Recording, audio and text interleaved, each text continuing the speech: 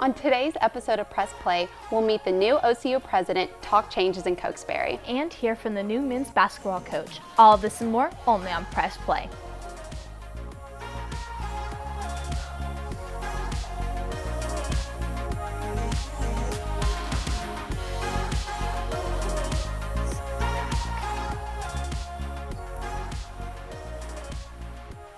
Hello and welcome to Press Play, Oklahoma City University's news and sports magazine show. I'm Ava Cruchon. And I'm Kaylee Krimmel. We begin our show with news. Dr. Kenneth Evans is coming to town. Let's meet OCU's new president. Dr. Kenneth Evans is no stranger to Oklahoma. He talks about why he is excited to be back in the Sooner State. Had an opportunity to explore all the number of different areas of the state and grew up to really appreciate the topography and the amazingly beautiful scenery that's part of Oklahoma. He also has some goals to help students on his to-do list. I think it's really important for the university to play an important role in the city and the city's evolution. And it's going through a significant amount of change, and it'll go through more change. The campus, clearly needs to grow in enrollment. And so that is an area of critical focus. As president, he's focused on facilitating growth for the city and university. I'm also interested in the student experience and how we can improve the student experience on campus and make more community as a part of the student involvement in the university and the role that students play in the future of the institution itself. Dr. Kenneth Evans' first day on the job is July 1st, 2021. OCU men's basketball team is welcoming another new head coach, Mark Barikoff. He will be the fourth head coach in 3 years. Press Play's PJ Grooms caught up with the new coach. With a new coach comes a new enthusiasm in the program, and that's what Mark Barikoff looks to bring to OCU. I'm excited. I mean, this is a great opportunity. It's a great university, so I'm honored and I'm very excited to be here. I look forward to bringing excitement back to the program and to compete for a SAC championship and get to the national tournament. Being at his previous school for 9 years, he has adjustments to make, but he has had his eyes on OCU since the job became available in February. Well, obviously, when you leave a program you've been at for 9 years and you've developed relationships there, yeah, that was hard. But in terms of the excitement coming here, I'm really excited, and the transition's been good. The university, I mean, it's a well-known university here, and but the basketball tradition is so high that it was very exciting to be involved to get the job. The Stars basketball team will start practice before the spring semester is over. Reporting for Press Play, I'm PJ Grooms. Coach Barikoff led Randall University to 3 NCAA Division II national championships while there and looks to flip the page on the program at OCU. Repel secured his spot as president of Student Government Association. He ran on a ticket with sophomore Brittany Wyatt. They ran uncontested for president and vice president. Their term will begin this month and will serve till March of 2022. Their main pillars as president and vice president are transparency, advocacy, and communication. To keep up with what they're doing, follow OCU SGA on Instagram. SGA announced in February a new initiative called Let's Talk. The initiative encourages students to talk about mental health. Twice a week, SGA posts resources for students on their Facebook and Instagram pages. These resources include OCU counseling services, the National Suicide Hotline, and specialized LGBTQ plus crisis hotlines. 2020 and 2021 graduates are now allowed to bring up to 4 guests for commencement celebrations. After the cancellation of last year's ceremony, this year's class is trying a bit something different. Press Play, Michaela Childs has more on the story. With the end of the academic year right around the corner, OCU is trying to make accommodations for the unusual circumstances for this year's graduating class as well as the class of 2020. But what does this mean for the usual graduation rituals and traditions? So we will be celebrating the class of 2020 on Friday, May 7th, and the class of 2021 on Saturday, May 8th. The class of 2020 will be in the late afternoon and evening of the 7th, And then the events for the class of 2021 will be spread out over the day by school. Vigorous meeting schedules and staff's problem solving has allowed for a ceremony for both of these classes.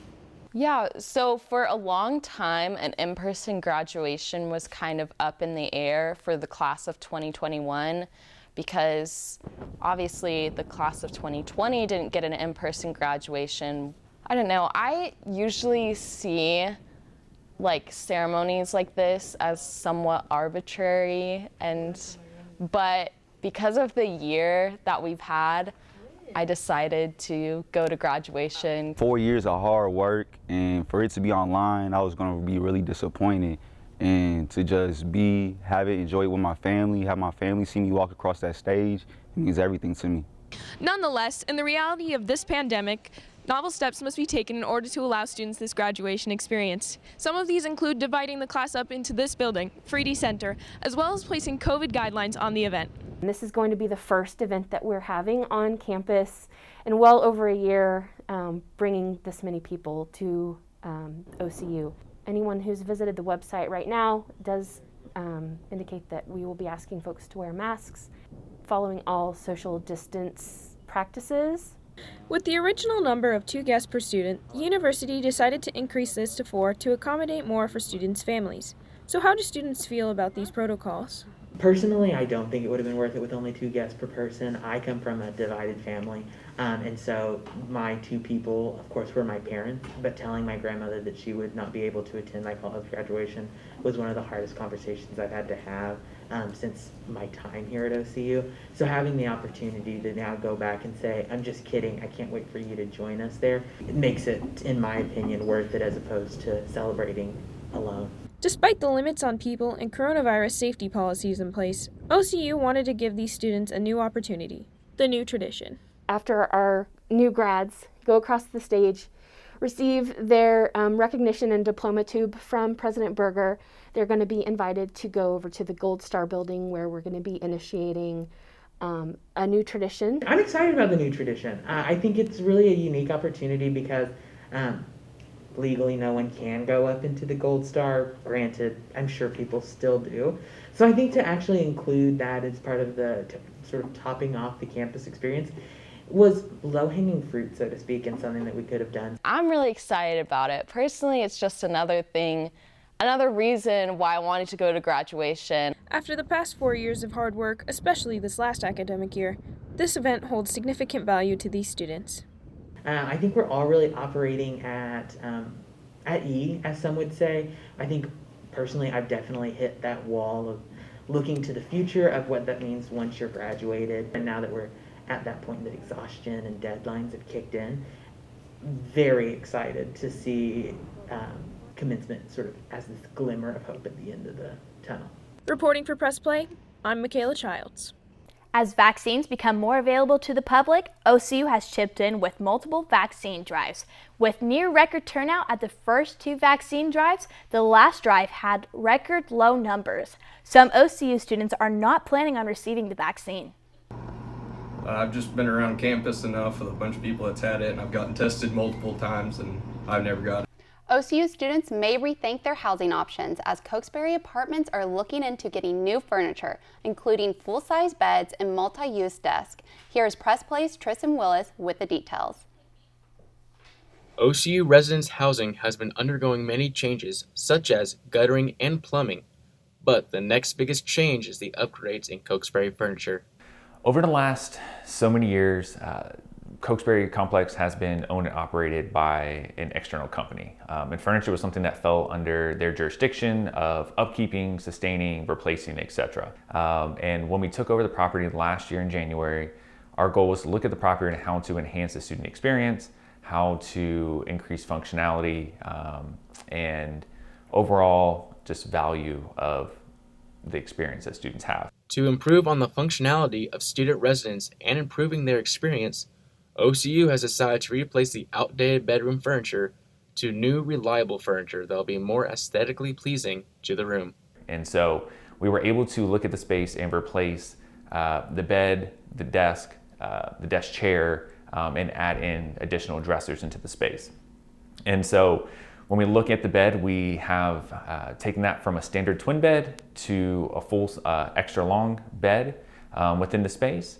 On that bed as well, we'll be able to have a headboard that will consist of the same metal material the bed will be made out of. The new beds will also come with a new full-size mattress that meets the California 117 fire-resistant and bacterial fungal resistant standards. On top of that, for the desk, the goal for the desk is not every student studies in their room. Students will use a living room, their kitchen counter, etc., or leave the space to do their homework. So we wanted to be able to provide a desk that was more minimalistic, to be able to have multi-functionality out of it. And so the desk is a platform desk to be able to use for studying, or if a student chose they just want to use a TV stand or move it in front of their bed and do something and use it in other ways. They have the option to do that. For the desk chair, the desk chair is made out of solid wood and with a metal frame that matches the desk to be able to work with sustainability, help the aesthetic of the room, but also help longevity within the space when we look at stains, furniture cleaning, upholstery cleaning, etc. Removal of the Cokesbury furniture will begin March 12th. From Press Play, this is Tristan Willis.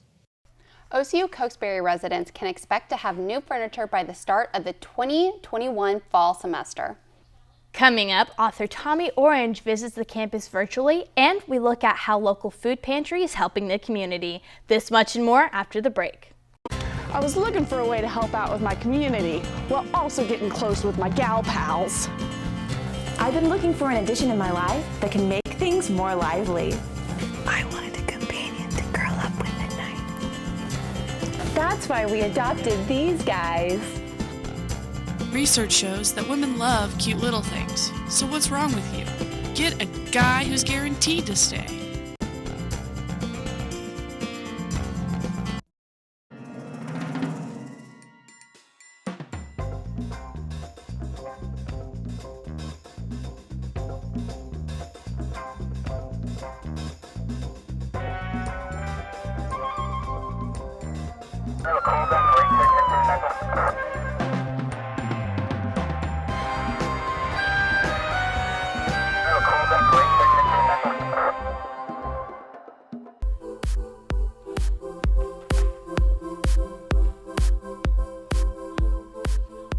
Welcome back to Press Play. OCU hosted author Tommy Orange, a member of the Cheyenne and Arapaho tribes of Oklahoma, and finalist for the Pulitzer Prize. This discussion highlighted the trials and tribulations of Native Americans throughout the nation's history, particularly in urban neighborhoods. So really just wanting to introduce, because it's an urban Native story, that the connection to the past, it can come with weight, and that's not always something easy to pass down in a straightforward way. And a lot of that was done purposely, through boarding schools, and the way the U.S. government has treated Native people has been an active effort to take our culture and language from us. So that's also in the lineage of our parents and our grandparents. The U.S. government making policies that disallow us to practice our ways, to not let us do our ceremonies. This is something that we are surviving and rising above, regardless of extreme difficulty. Tommy Orange shared his experiences writing the book and the positive feedback he received from the indigenous peoples. Orange believes storytelling is a powerful method to enact social change. He hopes to continue to spread this message through another novel coming soon. Wanda L. Bass Music School and School of Theater have been putting on socially distanced shows for a year now. These students and staff are motivated to continue creating art during a time of uncertainty. Coronavirus took the college campus by storm when in March of 2020, the university had to shut down and move to online schooling. This affected all departments hard, but was even harder on the theater department as they had never experienced anything like this before. You know, we're having to adjust our spacing. Obviously, we're having to adjust our pictures, our stage pictures, specifically for the musicals. You know, you're used to having these big dance numbers, big group numbers, ensemble numbers, and We're having to have significantly smaller cast sizes, and they're having to do these 10 feet apart. And singing in Mass, speaking in Mass, you're having to overly enunciate your words. And obviously this becomes a bit of it's very frustrating to try and sing, and this is blocking kind of your mouth from opening up. And so, we try to accommodate that by having singers' masks, or by having a mask designed specifically for the different shows. While trying to maneuver through the pandemic, the department put some major protocols in place to ensure the safety of students and staff while putting on these socially distanced shows. The protocols that we're having to follow for both the School of Music and School of Theater include all the standard guidelines that are put in place for the rest of the university. None of our actors, directors, choreographers are allowed to come in within 10 feet of each other. Everybody is required to wear masks at all times in the rooms. Everything is disinfected. Props are disinfected from the moment that they're handled and set back down. It's sprayed for the next person. The rooms are air purified. We're not allowed to have more than 25 people in a room at one time. The department is hopeful for the future as they have already made some major headway. I said this a lot in the fall. I think that we as a university were paving the way back for the theater industry. We were figuring out how to make it work for us and our students. And that's a lot of the theater companies and organizations across the country are in that same boat, where they're kind of having to figure out how they can make this transition given their circumstances. That depends on where you're at in the country, where you're located. Regardless of the circumstances, the show must go on. Measure for Measure by William Shakespeare opens this week. Make sure to catch this performance as it is the last one for the semester. Pandemic or not, people need food. Press Play's Hannah Campbell tells us about a small church who is always willing to help out. It's all yours. Okay. On the third Sunday of every month, Billy Houghton United Methodist Church opens its doors for people of all walks of life to come and get food. Volunteers from the church community and various other places will come and help fill boxes with fresh produce, bread, meat, and other food items. The volunteers take the boxes out to cars, shopping carts, or open arms. Alfreda Hibbard has been a member of this church since she was a little girl. She saw a need in her community and has been operating this food pantry for at least 30 years. We realize that many people do not have the means to take care of themselves, and they just don't get the money to keep what they really do need for their nourishment and for their energy and for their lives, and they had children and all. And so we began to give it out little by little by little, and whoever comes, they receive food when they come here, honey. The local food bank donates food in truckloads to Billy Houghton. The cold food is stored in freezers in the back of the sanctuary, and the other food is stored in their small pantry area located behind the sanctuary. Serving the community is so important, and this church truly believes that everyone deserves to be loved and cared for. Reporting for Press Play, I'm Hannah Campbell. Billy Houghton plans to keep this food pantry up and running for many years to come. Students, faculty, and staff of OCU can now access virtual fitness classes through the YMCA on any of their electronic devices. A wide range of classes are being offered, and equipment is not necessary in order to complete these workouts. Some of the classes include yoga, muscle conditioning, and core workouts. Check out the website to see how you can stay fit while staying safe in your own home. Congratulations to this year's winners for the 2021 Virtual Undergraduate Research Day: Rebecca Small, Elizabeth Gortney, Sarah Schultz, Chastity Oglesby, and Mackenzie McCoy. And the grand prize for the highest average score went to Elizabeth Gortney for her presentation on novel antibiotics from Oklahoma soil. Stay tuned after the break. Press Play's Hannah Campbell sits down with Francesca Iacovacci, aka Miss Smarty Pants, to talk about how she started writing for student publications and how she comes up with her advice. What is MassComm at OCU? It's working on a breaking story. It's creating ad campaigns for real clients. It's training in public relations. It's an internship downtown. It's not a lecture hall with 200 students. It's not waiting to meet with your professor. It's knowing everyone's name. It's winning awards and honors.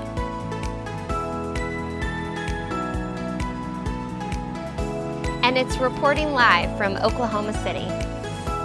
Find out what it is for you at okcu.edu.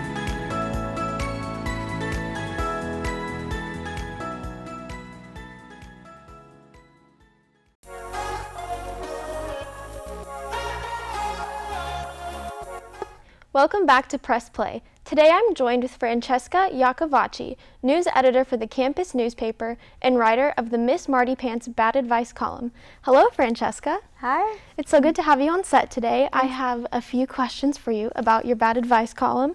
So when did you start this column? Yeah, I started writing for student publications my sophomore year, and there was now she's an alumni, Caroline Hawthorne, who wrote a similar Bad Advice column called Crazy Kazoo Lady, and I thought that was hilarious. So when she graduated, I asked if I could start my own, which then the next year, when I was a junior, I started Miss Marty Pants. And so that means you're a senior this year? Yes, I am a senior. Very exciting.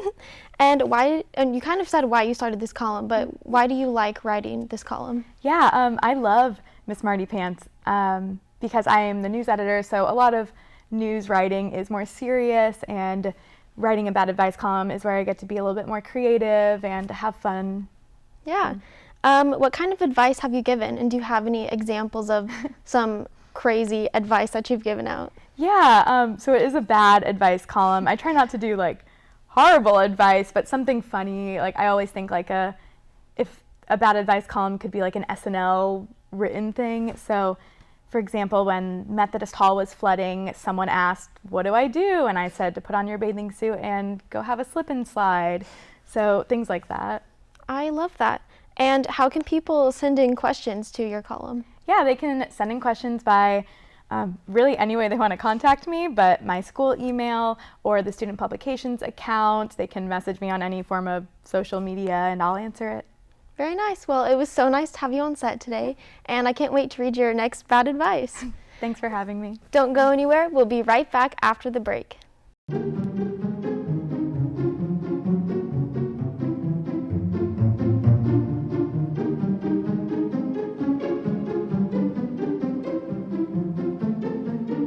Oklahoma isn't your room.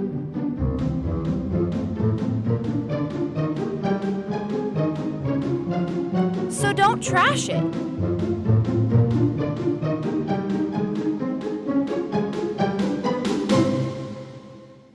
Emily Wallenberg here with your campus weather update. There's a flood of news coming out of student publications. Reporters are out and about across campus covering all the latest stories. Stars soccer team is creating some high winds, breezing past the competition. There's a 100% chance of Stars shining bright. Students are rehearsing on stage for the big production. There's a severe wind gust warning at Abe Lemons Arena. Stars are blowing away the competition. To find out more about OCU, schedule a campus visit today. I did. Welcome back to Press Play. I'm Katie Connor, and here is a look at some big sports moments for our OCU athletes. David Myers and coaches have been working toward his future by getting his swing ready for the pro ranks with his record-breaking season. With the NAIA championship on the way next month, the OCU men's golf team looks to continue their great success. Practicing and playing as much as we can. A lot of the guys are working really hard. We got some new players in, which is really good. Some players from D1 schools, transfers, some freshmen. So I think come May we'll be ready, and the team's ready to get a win this year.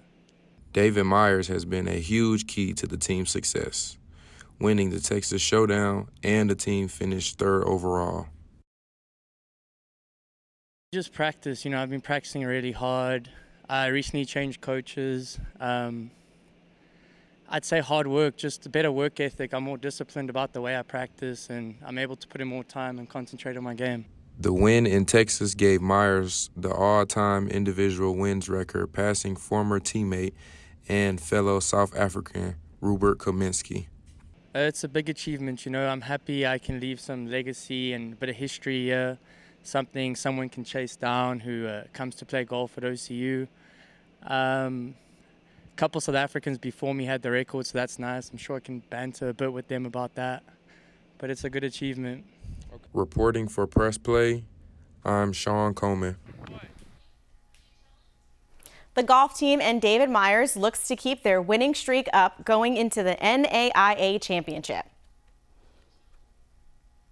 After 17 seasons as the soccer assistant coach behind OCU legend Brian Harvey, head coach Billy Martin returned to OCU to take over.